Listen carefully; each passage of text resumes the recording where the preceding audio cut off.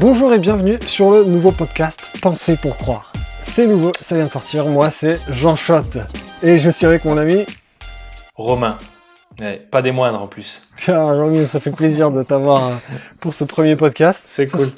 Ce sera pas toujours nous qui allons faire ce podcast, mais je suis très content de le faire avec toi, mon ami. Ouais, ça fait plaisir de te voir comme ça, derrière ce bel écran. Ouais, d'ailleurs on est en pleine période de confinement.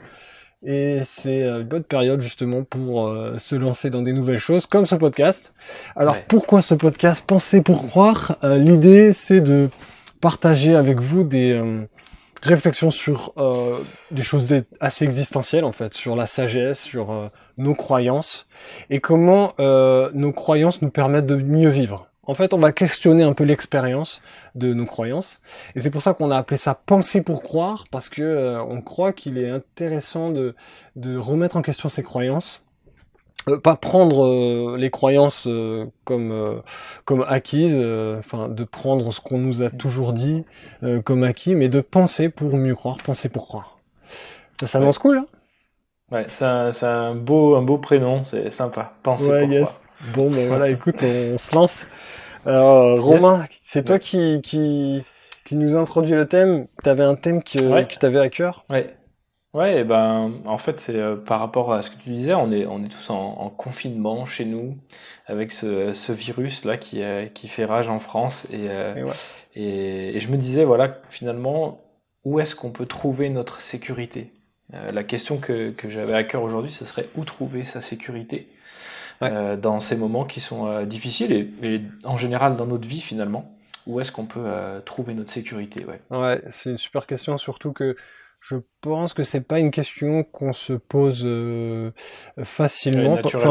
Naturellement, parce que justement, jusqu'à présent, on se sentait pas en insécurité, quoi. Enfin, on n'est pas un pays en guerre, on n'est pas un pays où il y a une famine, où il y a... Voilà, et du coup, c'est nouveau, en fait, cette question qui arrive un peu. Là, on sent un peu un climat de panique, parfois. Et je pense que ça peut être vraiment édifiant de se poser la question de trouver la sécurité, ouais. Qu'est-ce que puis c'est pas naturel comme tu disais aussi, même si des fois on est en galère parce que tu peux avoir des galères hors de ce virus, mais on n'a pas tendance à réfléchir peut-être à ça, tu vois. On fait ce qu'on fait parce qu'on l'a toujours fait, tu vois. Ouais, c'est vrai. Du coup, c'est intéressant d'y réfléchir. Et pourquoi, selon toi, c'est vraiment important la sécurité, enfin d'être en sécurité? Enfin, voilà, question basique. Ouais, moi l'idée que j'en ai, je pense que c'est un besoin fondamental parce on a tous été des nourrissons, des bébés et quand tu réfléchis bien, dès nos premières heures sur Terre, on a eu besoin de se sentir en sécurité. Et quand on regarde bien les bébés, tu vois, j'ai eu un fils il y a pas très longtemps, une des premières choses qu'ils recherchent avec le fait de manger, c'est le fait d'être en sécurité, d'être porté, tu vois, protégé finalement. Et je pense qu'on grandit avec cette préoccupation, cette question qui nous dit comment je peux être en sécurité, où je peux trouver la sécurité. On se la pose pas, mais elle est à l'intérieur de nous cette question, tu vois. Et je pense que c'est un moyen de survie pour l'être humain, même cette question-là, tu vois, elle est ancrée en nous parce que c'est un moyen de survie, je pense. Ouais, c'est clair. Et en fait, c'est le moyen, enfin c'est une sorte de bien-être aussi, tu vois, recherche de bien-être, parce que sans sécurité, tu vis dans une anxiété, un stress constant. Et personne n'aime ça, quoi. Non, c'est clair. J'avais juste cette réflexion, tu sais. T'as réfléchi à ça, T'as le gars le gars qui aime les sports extrêmes, qui prend des risques, mais il y a toujours une forme de maîtrise, et c'est jamais constant. Mais le stress, c'est vraiment quelque chose, en fait, que personne ne veut. L'opposé de ça, ce serait la paix, tu vois. Et la paix, c'est la sécurité qu'il donne, quoi. Le fait d'être... Alors du coup, tu sais, j'ai cherché des définitions. Et j'ai lu quelques écrits de Erich Fromm. C'est un sociologue et psychanalyste assez connu, américain. Et il a fait plein de bouquins qui sont un peu sur des questions éthiques, sur l'amour, donc des sujets, moi, que j'aime bien aborder aussi. Et en fait, lui, il a abordé la sécurité sous deux aspects. Il dit il y a deux aspects à la sécurité. Alors, c'est une manière de voir les choses, hein, il y en a d'autres, mais lui, c'est de dire qu'il y a la sécurité de ce que l'on a, la sécurité sur ce que l'on a, tu vois, et la sécurité sur ce que l'on est. Donc ce que l'on a, c'est une perspective plutôt physique et matérielle. C'est le fait d'avoir, tu vois, la garantie d'avoir le nécessaire pour vivre. Donc les besoins physiologiques, les besoins primaires, manger, tout ça. Enfin, que Ok. la sécurité de ce que l'on a, c'est la sécurité de ce que tu peux te nourrir sur un certain long terme. Tu Ok. vois, Ouais. il y a cette idée que tu es à la fois enfin, t'as assez pour nourrir tes besoins, mais aussi tu es protégé des agressions extérieures. Voilà, cette Ok. dimension de stabilité, protection, en gros. Ça, c'est sur ce qu'on a. Ok. Et la deuxième, c'est ce que l'on est. Ça, c'est plus lié à, tu vois, une perspective psychique. On parle de sécurité intérieure, donc là, c'est plus l'identité. Et je trouve que c'est Mhm. intéressant, cette dimension-là, parce que, en fait, jusqu'à présent, je pense que c'était plus cette sécurité-là qu'on cherchait, tu vois, avant ce virus qui est arrivé, là. Je vois dans l'éducation des enfants et tout, on cherche beaucoup, tu sais, l'éducation positive cherche beaucoup à valoriser la confiance en soi de Ouais. l'enfant et tout. Et c'est aussi une certaine forme de sécurité. Et certains disent même que tu as tout intérêt à développer la sécurité intérieure, donc d'être bien avec toi-même et tout, parce que comme ça, s'il y a des circonstances, tu vois, difficiles, si tu as des agressions extérieures, bah du coup, t'es bien déjà en toi-même. Ok. Et je trouve ça assez intéressant. Je trouve que c'est quelque chose à développer, tu vois. Ouais. Ok. Ouais. Ouais, Ça marche, écoute, ouais, on se pose aussi la question des visions du monde par rapport à cette question de la sécurité. Et ouais, je te propose qu'on en parle. ouais, les différentes Est-ce que... pistes, différentes stratégies, Ouais, quoi, pour ouais. Ouais, développer finalement, ouais, la sécurité, ouais. c'est un peu quoi, ouais, où on va pour trouver la sécurité. Ouais, vas-y, est-ce que t'as trouvé quelques visions dominantes par rapport à ça? Ouais. Moi, une des premières choses que je me suis dit, c'est que Euh, enfin, peut-être une des premières choses dans laquelle que moi j'ai tendance à mettre ma sécurité, c'est dans mon travail, un peu Mhm. dans mes capacités à produire de la richesse, tu vois, un peu le travail c'est aussi lié à l'argent, mais disons que quand tu as les moyens, l'argent, bah, tu as après le moyen d'avoir une propriété ou d'avoir assez à manger, tu vois. Mais moi, Mhm. je vois ça comme quelque chose d'assez répandu, tu vois, cette idée de mettre sa sécurité dans le travail. On parle de, tu vois, de sécurité de l'emploi. Mhm. Alors moi, je l'ai pas totalement parce que je suis à mon compte, mais c'est quand même ma tendance, tu vois, de se dire, tiens, Ouais. il faut toujours que je travaille et tout ça, machin. Je pense que c'est mon héritage sûrement alsacien. Enfin bref. Mais la limite dans ça, c'est que, ben, en fait, le travail, il dépend pas totalement de moi. Donc en fait, on a un peu cette idée que, tu vois, quand tu travailles, c'est toi qui gères le truc. Mais mon travail, il dépend de, tu vois, de la situation économique, de mon pays, des lois, tu vois, si je veux mon chômage ou quoi. Ça Ouais. dépend aussi du climat, de si mon pays est en guerre ou pas. Ça dépend de ma santé. Donc il y a plein de choses qui fait qu'en fait, finalement, si je mets Mhm. vraiment que ma sécurité dans mon travail, je risque tôt ou tard d'être vachement ébranlé, tu vois, si mon travail ne fonctionne pas bien, tu vois. Donc c'est pas hyper stable comme sécurité. Ok. Après j'ai Ouais. une autre idée, c'était euh, justement par rapport à la sécurité intérieure, tu vois, que je Mhm. trouve bien. Euh, Maintenant la limite c'est que, enfin, tu vois, ce qui est bien, c'est que ça prend le contre-pied de la pensée matérialiste. Et moi, je trouve ça intéressant de développer la sécurité dans l'identité. Mhm. Euh, mais là encore, ça dépend pas forcément de nous, tu vois. Et je pense que c'est un piège de tout miser sur une identité formée de manière autonome, tu vois, comme enfin, par exemple, tu as beaucoup ça un peu dans le New Age ou dans la méditation, il faut écouter ses émotions, il Ouais. faut faire du yoga et juste s'accepter comme on est et tout. Mais en fait, moi je trouve que le piège, c'est qu'en fait, on peut pas se comprendre sans l'aide de l'autre. Et, euh, Ouais. Et ça, c'est par expérience, je me rends compte qu'en fait, tu vois ta valeur quand t'es aimé, tu vois, par quelqu'un. Tu vois, ou quand quelqu'un le dit, tu vois, ou euh, tu, tu te définis, tu vois tes qualités aussi par rapport aux autres, enfin, ou aussi par rapport à ce que les autres disent de toi et tout ça.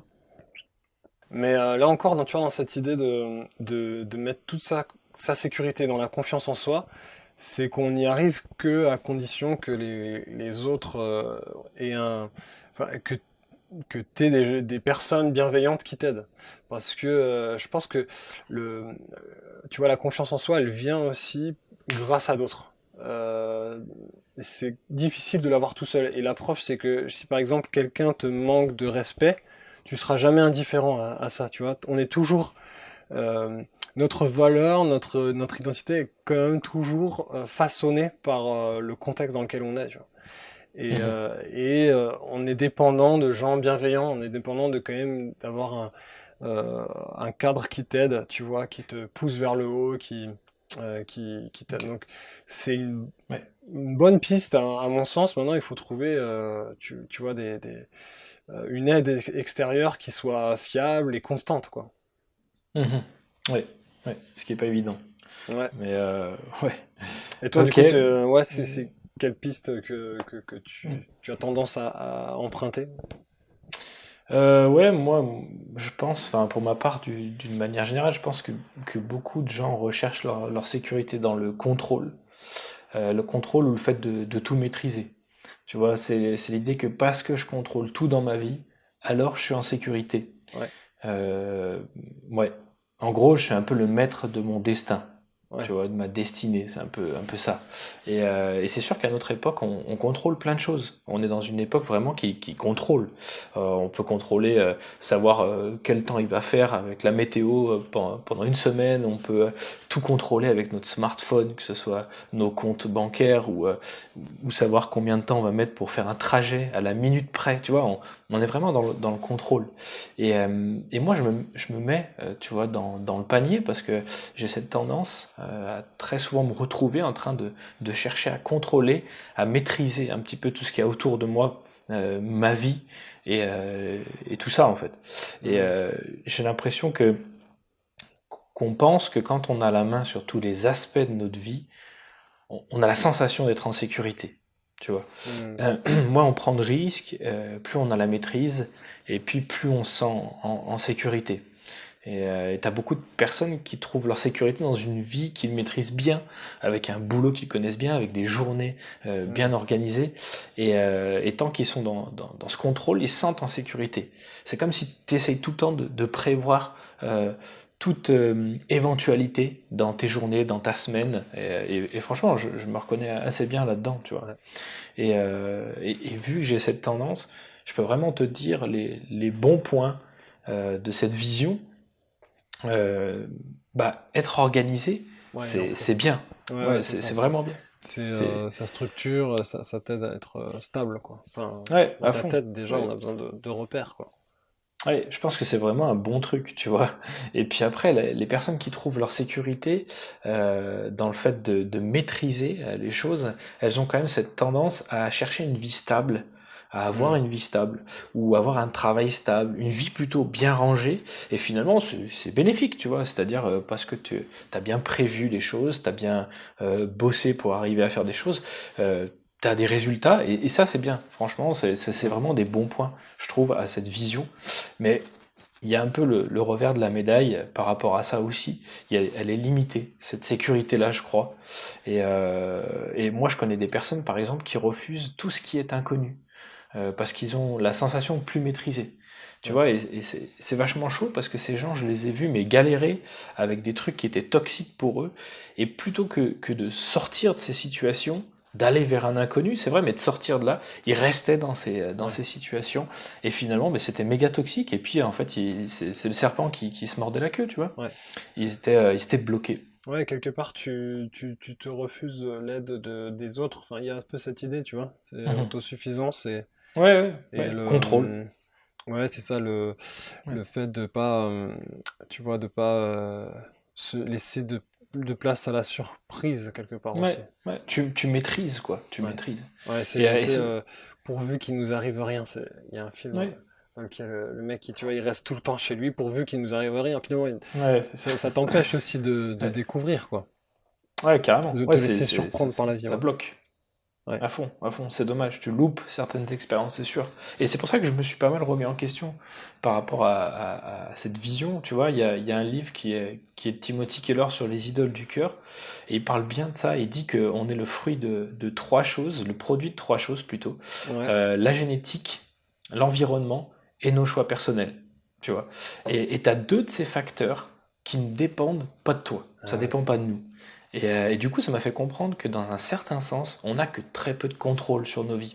Ouais. Tu vois, tu peux pas choisir de contrôler l'époque dans laquelle tu vas vivre. Tu choisis pas ta famille, tu choisis pas ton pays, tu choisis pas ton physique, ta Mhm. taille ou j'en sais rien, tu vois. Et plein de choses comme ça. Et ça nous concerne tous dans un sens. Mais Ouais. en plus de ça, tu peux pas maîtriser non plus ce que font les autres. Et ça, c'est Mhm. flippant. En fait, c'est même impossible de maîtriser tout ce qui va se passer dans une seule de nos journées. Tu vois, finalement, tu maîtrises que certains petits aspects, petits Mhm. points de ta journée. Et il y a plein de trucs dans une journée que tu vas faire que tu n'auras pas prévu, que tu n'auras pas maîtrisé, et tu vas te sentir insécurisé parce que tu as cette vision-là, tu vois. Et, euh, et c'est pour ça que, ouais, pour moi, la recherche de la sécurité dans la maîtrise, c'est en quelque sorte illusoire, je pense à mes yeux. Tu vois, c'est pas juste, c'est pas vrai en fait. Ouais. Euh, c'est pas totalement vrai. Il y a certaines choses qu'on contrôle, mais il y en a plein qu'on contrôle pas. Ouais, Ouais, c'est clair. C'est clair. Et ouais, du coup, ouais, la question à se poser, c'est comment notre foi, donc chrétienne, nous aide à trouver notre sécurité. Donc, ouais, comment toi, ça t'aide ta ouais, foi en Dieu? ouais. Bah écoute, quand j'ai lu la Bible pour les premières fois, tu vois, j'étais déjà adulte, j'ai pas connu un enseignement religieux, tu vois, et je me suis rendu compte que Dieu était à la fois tout puissant et à la fois plein d'amour, tu vois. Mhm. Et c'est vraiment important ces deux aspects parce qu'il est tout puissant, il peut tout faire. On voit dans la Bible qu'il peut tout faire, qu'il est tout puissant, limité en rien. Et parce qu'il est plein d'amour, il m'aime et il aime l'humanité et, et la terre, tu vois, le monde.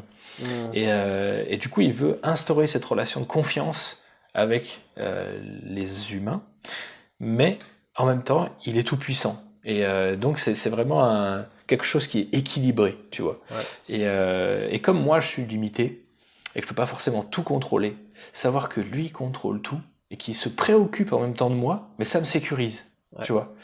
Je pense qu'on peut trouver une pleine sécurité dans un Dieu comme ça. Ça veut pas dire que j'ai jamais peur, ça veut pas dire que je suis pas insécurisé parfois, mais en tout cas quand je me plonge dans cette vision de Dieu, dans cette foi-là, eh ben je me sens mieux, tu vois, Ouais. et je me sens sécurisé. J'ai un verset qui est un passage de la Bible, pardon, qui parle un peu de ça. C'est le psaume 139. Tu vois, c'est dit, je vous le cite, Éternel, tu me sondes et tu me connais, tu sais quand je m'assieds et quand je me lève, tu pénètres de loin ma pensée, tu sais quand je marche et quand je me couche, et tu pénètres toutes mes voies. Car la parole n'est pas sur ma langue que déjà, ô Éternel, tu la connais entièrement. Tu m'entoures par derrière et par devant, et tu mets ta main sur moi. Une science aussi merveilleuse est au-dessus de ma portée. Elle est trop élevée pour que je puisse la saisir. Où irai-je loin de ton esprit et où fuirai-je loin de ta face? Puis il continue après en disant que même s'il meurt, finalement Dieu sera là sera là. Ouais, ouais. Donc ouais, moi Ouais, et puis ça me parle vraiment. c'est c'est euh, c'est assez présent en fait dans la Bible. Et c'est moi j'ai noté ça aussi, c'est que Ouais, euh, finalement une des sécurités que le croyant peut avoir, c'est la présence de Dieu. ouais, Tu vois, c'est présent dans le passage que tu disais, mais moi j'ai souvent en tête le psaume 23 qui dit quand je marche dans la vallée de l'ombre de la mort, je ne crains aucun mal, car tu es avec moi. mhm, Et c'est pas, tu vois, je crains aucun mal parce que tu changes les choses. Euh, c'est plus la présence de Dieu qui te donne une sécurité. Et ouais, tu sais, j'ai l'exemple tu sais, quand tu fais les équipes de foot et que ouais, t'es le dernier choisi, tu sais, bah, ouais, t'espères être dans l'équipe où il y a les meilleurs, tu vois. mhm, Mmh. Ouais. Parce qu'après, du coup, tu as toutes les chances de gagner. Ça t'est déjà T'es arrivé, c'est ça, c'est fort en toi, ce... ouais, pas toi, tu vas me dire. Mais en Non, fait, non, jamais. ouais, mais ouais, le truc, c'est quand tu sais que un Dieu puissant et qui en plus un Dieu aimant et fait partie de ton équipe, Ouais. ça Ça te donne une vraie sécurise, quoi. sécurité. Bien sûr. C'est-à-dire, Ouais. tu sais pas vraiment où tu vas aller et tout ça. Par contre, tu sais qu'il y a quelqu'un qui maîtrise tout, Ouais. quoi, tu vois, qui a toute Tout, la quoi. Ouais, puissance. Ouais. ouais. Ouais, à fond. Et Ouais, souvent, ça, c'est présent dans la Bible. T'as Moïse, notamment, à un moment donné, qui est appelé par Dieu et Dieu lui donne une grande mission. Et puis Moïse, il lui dit, genre, je suis trop timide, genre, j'y arriverai pas et tout. Et la réponse de Dieu, donc Moïse dit, mais qui je suis, moi, pour faire cette mission? ouais. Et Dieu lui dit, je serai avec toi, je serai ta bouche. Et, euh, et ça, je trouve Ouais. puissant, c'est-à-dire que la solution pour la confiance en soi, tu vois, c'est la présence de Dieu, tu vois, que Dieu Hmm. fait partie de notre équipe.